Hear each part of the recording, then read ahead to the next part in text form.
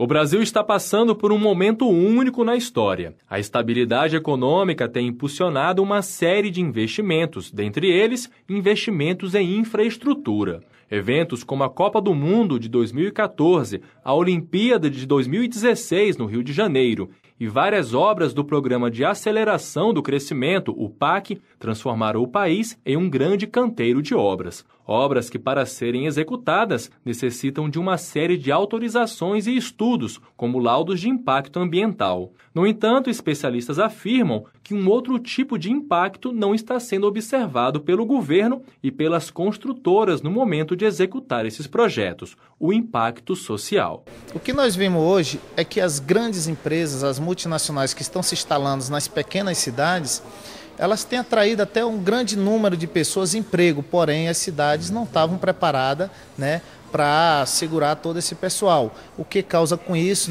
grande aglomeração de pessoas na cidade, falta de estrutura física, saneamento. Obras e planos baseados em políticas públicas, elas realmente têm que ser pensadas desde o começo, quando você pode integrar a comunidade àquela transformação. De que vale nós termos grandes obras e grandes investimentos se você não acarreta com isso uma transformação na educação, na organização comunitária, no aprendizado? A população vai se beneficiar. O Brasil tem se beneficiado com as grandes obras, mas essas coisas acabam sendo capturadas pela população de uma maneira muito complicada.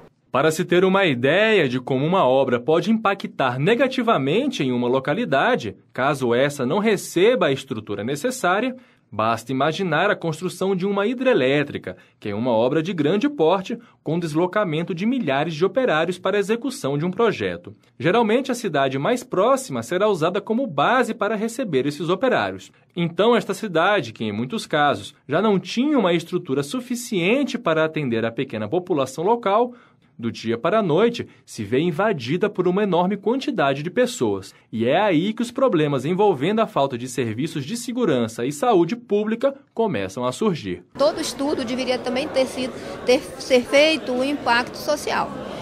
De repente, uma cidade contém uma certa quantidade de habitantes e recebe até, às vezes, o dobro de habitantes.